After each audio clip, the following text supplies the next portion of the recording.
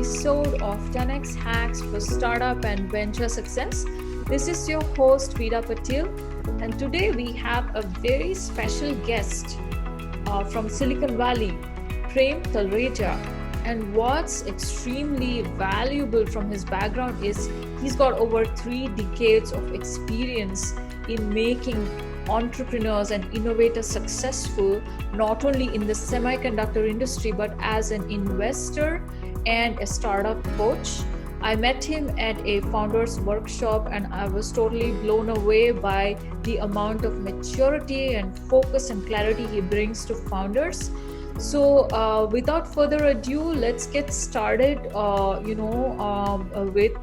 Prem Talreja, a beautiful conversation on his latest venture. Welcome, Prem. Thank you, Vidya. I really appreciate your putting this together, and so nice to get to know you. And of course, welcome to all your audience as well. I just want to add to what Vidya said that there is nothing that replaces experience in life. And so, having been in the Silicon Valley and networked with some of the stalwarts of our industry and seen up close how companies have done well and not so well, you gather a lot of information. And so now is an opportunity for me to give back this knowledge and share it with the young emerging entrepreneurs that are very, very exciting group of people that are coming out. But as a background, of course, just quickly, I am from India. I went to BITS Pilani. I went to University of Wisconsin for my education and master's in engineering. And I worked as a chip designer, and then I went to Duke for my MBA. And I've been in various corporate roles, general management and marketing and sales roles. In corporate world, I was involved in 3 startups of my own with colleagues. And then as Vidya also mentioned that in 2012, I broke away from the corporate role responsibility into becoming a entrepreneur or rather a investor into new startups, and my focus shifted towards cloud and infrastructure. And that's when I partnered up as an investor, limited partner with a very, very good early stage investment firm called The Fabric. And The Fabric is very focused on cloud infrastructure, SaaS-based software solutions for infrastructure management. So I obviously learned a lot, but I also worked at Fabric very closely with the entrepreneurs. So when we would invest in early stage companies, we would work very closely with them to validate or reduce the risk or increase the probability of success, let's put it that way, in the early stages. And that's what I've been doing ever since then. I've expanded my role. Besides Fabric, I work with another fund called the Emergent Venture Capital. And then I also do some of my own private investments in areas that don't fit into those 2 companies' portfolios. So anyway, that's what I do. And I love actually interacting with entrepreneurs and giving back to them what I've benefited, and sincerely wish them the best ways to avoid the pitfalls that we all know are out there. Awesome. Great introduction. Thank you, Prem. And you mentioned you're a faculty at UC Santa Cruz Continuing Studies, which is yeah. Thank you. I was a faculty. Last 2 years, I've not been able to make time for that. But for almost 7 years, from 2003 to 2012 or even more, I was, till 15. I was a faculty, or let's call it a lecturer, at UC Santa Cruz Extension. Those of you in the Valley will know on 101 in Great America, there's a wonderful building with the logo of UC Extension. And I had the privilege of being a lecturer on courses on marketing, entrepreneurship, and I actually even taught accounting for some time. It was really fun.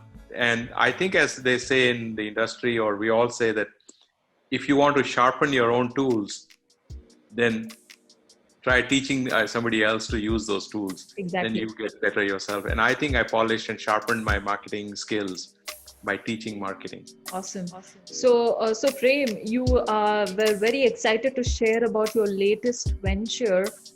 During COVID times, we all know that a lot of small businesses and medium businesses are getting impacted, and we need people to rescue them. This is a helpless, dire situation where people are taking a hit on their livelihood.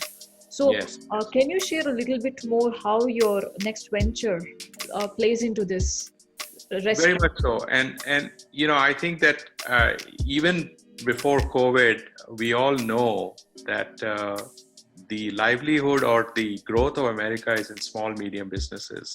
And those of us in high tech, may overlook that point, but really that's the lifeline of this country is small, medium businesses, the brick and mortar businesses or individuals. And so in reality, what happens is that those small, medium businesses don't go the venture capital route most of the time because they are privately held. There's no equity to be given in return for money. So they are actually funding their growth by either income that they receive from their successful business, or they get funding from banks or friends and family. They take loans. And I've known that's a multi-trillion dollars of funding that happens through private equity, through banks, and all that. What happened, and that was sort of on the back of my mind always. And even our startups, at some point when they get to a certain stage of year 3 or 4, and they have revenue coming in and they're going in for Series B of funding, there's a delay. So there is an intermediate time when they need mezzanine fund or they need a line of credit and things like that. So I've seen that happen. And on the VC side, we don't worry about that because we are venture capitalists. But I've always felt that that's an area that I wanted to get into. So yes, I'm excited to tell you that I got into becoming now, in addition to venture capital, I've become now a loan advisor, for a commercial credit or commercial loan advisor. Right. Okay? You can say I'm a broker, but yes, I'm an advisor, which means that reason is that I have access to 50 plus lenders that I can match against a need and then advise my clients on what would be a better solution should they wish to go down that path.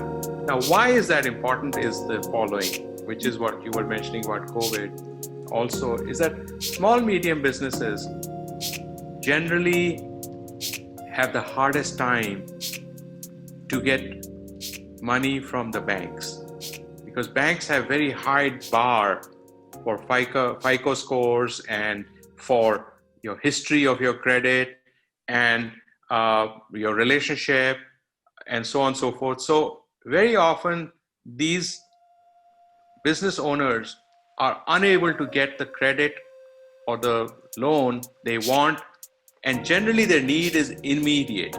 They would like to have the money now so that they can invest to grow.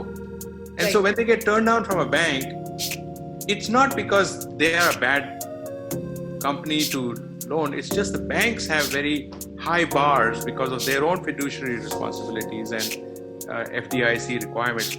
Now, banks do fund and that's their business. But when COVID hit, all the more, or whenever there's a financial downturn, banks immediately pull back because they have to save cash at that time. So what they do is somebody's got a $500,000 line of credit, let's say, and the banks have to pull back. They'll get a letter saying your $500,000 line of credit has been cut back to $200,000. Now, if that person has already borrowed $200,000, assuming that they had another $300,000 they could have used, where are they going to go? Are they going to shut down? That hurts them. Then you get COVID. So then you have tight cash flow also because some of the contracts are coming in slower, some of the payments are being delayed. You're also giving them relief. So where do you come up with capital in those situations? And you're not going to go to Sandhill Road venture capital to get that money. I felt a real sense of opportunity, let's put it that way. Of course, I'm an entrepreneur, so I created an entrepreneurial journey to get into financial lending. But I also felt that this is a chance to also serve a group of merchants, companies, individual owners that could be facing this thing, and I am seeing the evidence of that. And Vidya, I wouldn't say it's a dire situation. I wouldn't say that it's desperation out there. These entrepreneurs, business owners, they are very creative. They know how to tighten belts. They know how to get the most out of it. They use PPP funding and everything they could, retain their employees and all of that. So I am actually encouraged by the small businesses, which is lifeline of this country, which is what the politicians talk about. But it is true. I mean, I'm not from a small business background in America, but I can now see what is the fabric of this country. Coming from fabric itself, you're now able to visualize the fabric of the country.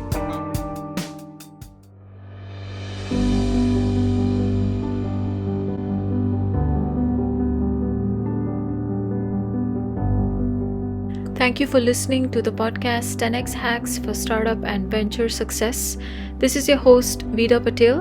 I'm bringing you interviews of investors and founders from Silicon Valley and across the globe. This podcast takes a lot of time and effort, so please support this by subscribing to my iTunes, SoundCloud, and LinkedIn podcast pages. Also, please leave your valuable feedback. I will try to make this podcast better with your comments. Thank you so much. It's the foundation of this country, and not see. My local bagel store, my local dry cleaner, my local franchise. If they can survive through another 6 months, even if they get a loan, and the loan might appear to be more expensive, but the point is, what's the opportunity cost? Right. I have a gardener, for example, professional gardener. I mean, he comes in wearing a nice shirt with his logo on it. He wears a white hat. And I was talking to him and I said, hey, what's holding you back? He said, well, COVID and uncertainty. But then I was talking to him about money, and he said, and he calls me Mr. Prem, and he goes, Mr. Prem, if I had $50,000, I could buy a truck with 2 more lawnmowers. Right. And I could hire more guys to go mow lawns or do landscaping. Here's an example. And I told him, I said, okay, can I help you? Now, this is an opportunity cost, right? It's not how much will the loan cost. It would be more of what can you generate? He goes, if I had that truck and that equipment, I can generate $200,000 more revenue and feed 5 more people. Then I can arrange for $50,000 loan for you. It may be expensive, but it's only a 6 months or 1 year loan. Right. So that's how it works in this business. And I'm loving it. So Prem, tell me, why is it that people lack this financial education? Whether, we interacted in the founders workshop, there's startup founders lack the financial education. And you mentioned that you have decades of experience in corporations, helping corporate employees, schedule the right interviews before they dive and build a product. And now the same thing repeats with small businesses. So why do people lack financial education? Well, I think that one is, I think you get into a rut. If you've got an existing business, you get into a rhythm. Right. And you have a certain money coming in and you run with the cash flow, you got expenses at home. That's one aspect of it. And I think the other is that you get so busy that you don't think outside from the forest, from the trees, you're in the trees. But to your point about entrepreneurs, okay, I'm surprised at how many great young people come up with such great ideas and want to start companies, and they're valid ideas. They're very good problems that can be solved, but they lack financial background. Either it's because they have an engineering background, they have not taken a business class, they've not gone to an MBA school, or they have not thought about the finances. And I think that is you can say a blind spot for many people. Right. That they have not actually realized that it's not just the product that you're going to invent, that succeeds, first the product must match the need of a market and a customer. Yes. That means it has to convince the customer to reach into their wallet and buy your product. Then comes the financing side, which is that you could, if you run out of money faster than you can grow, right, then again you have a situation where you need to quickly have financial advice. And I think that's what we VCs also do, is make sure that entrepreneurs get the idea that you're not trying to boil the ocean. You're just trying to solve a problem first, right, and solve it in the 1 year that you have the funds for. Because don't think of it like you're not going to get more money. You're going to get more money if you continue to build credibility and continue to build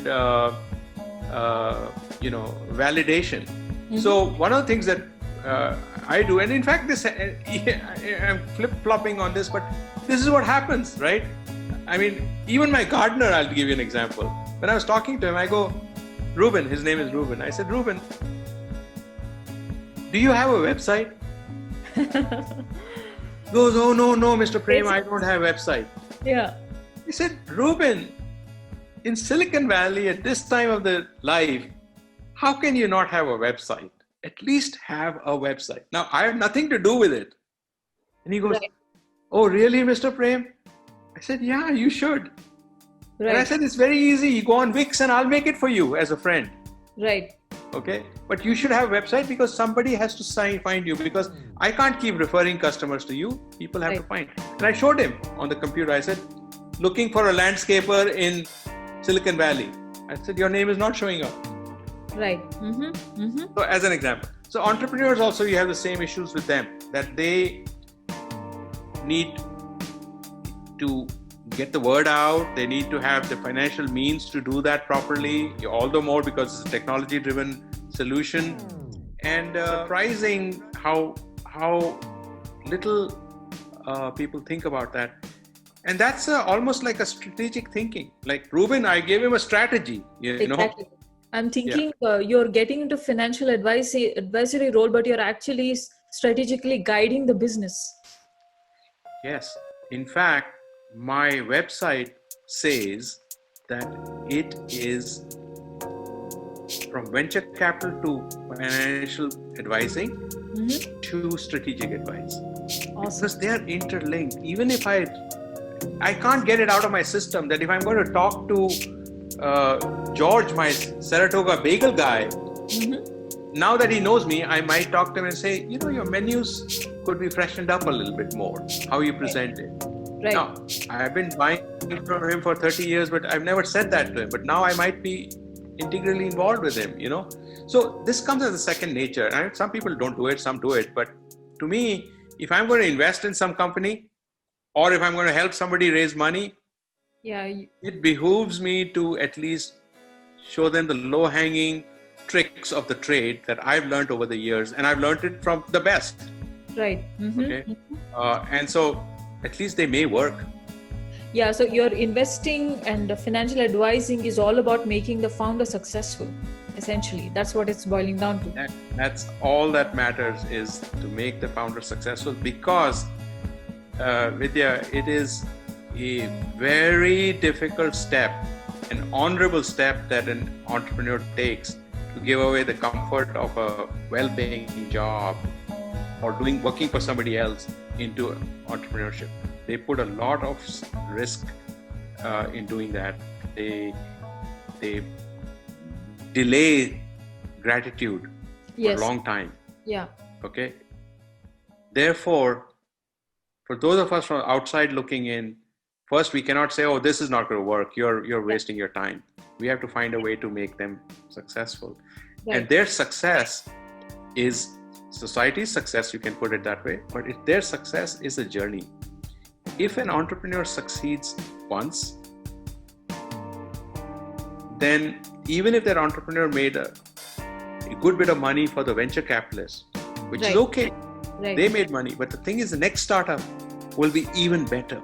Because it'll come with a lot of confidence. And at that time, the venture capitalist would be more than happy to invest in them. And the third startup will be even better. Because now the entrepreneur. So what I try to explain to an entrepreneur also is that failure is not an option. Yeah, there isn't. You have to make it You work. have to succeed, because if you don't succeed at this stage as an entrepreneur, which is the hardest stage, then in some respect, you might put doubt in your own mind. You might put doubts in other people later on, saying, there you go again. Yeah. You didn't succeed last time. So the point is that you want to build a mindset in the entrepreneur that what is success?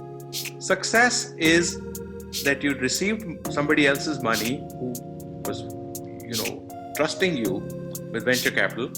You made something out of it, and you ended up making that a successful venture. Even though you may say, gee, I only own 10% of this company that I made. Okay, 10% of something is better than 100% of nothing. Right?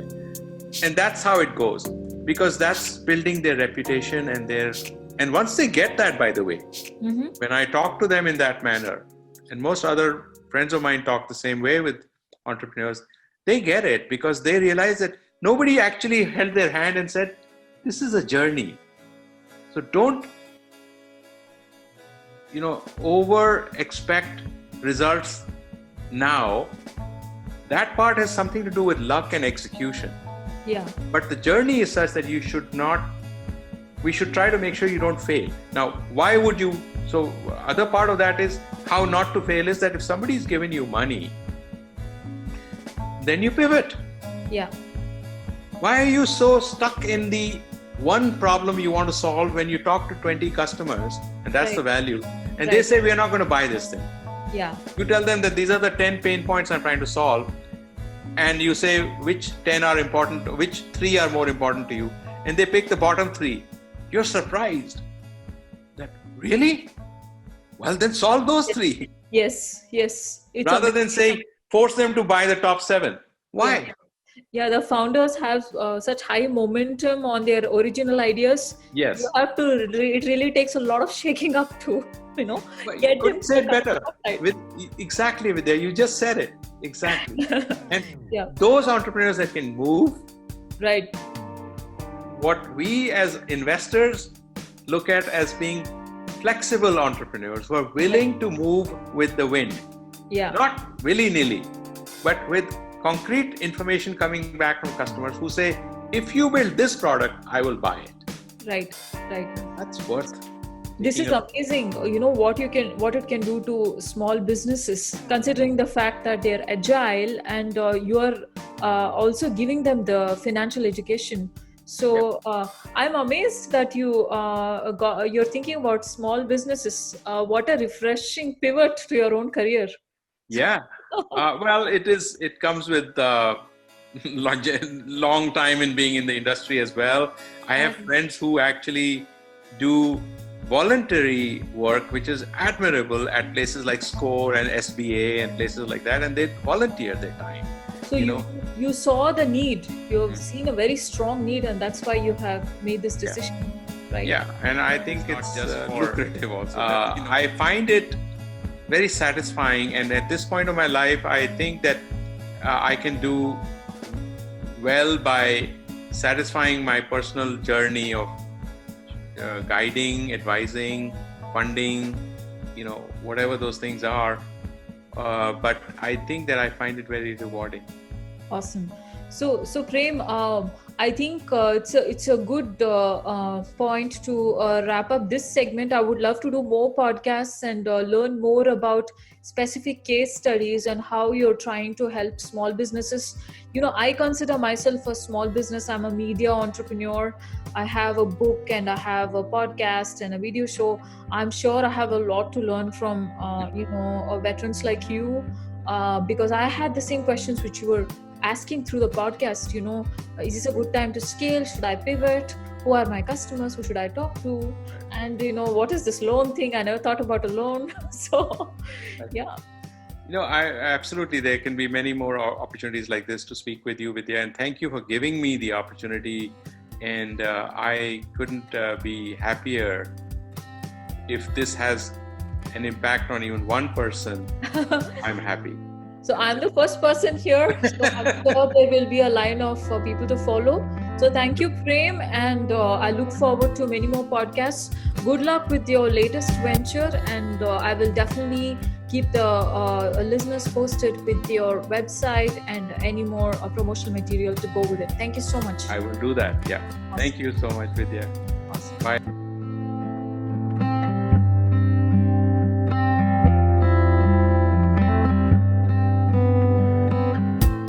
Thank you for listening to the podcast 10x Hacks for Startup and Venture Success. This is your host, Vida Patel. I'm bringing you interviews of investors and founders from Silicon Valley and across the globe by subscribing to my iTunes, SoundCloud, and LinkedIn podcast pages. Also, please leave your valuable feedback. I will try to make this podcast better with your comments. Thank you so much.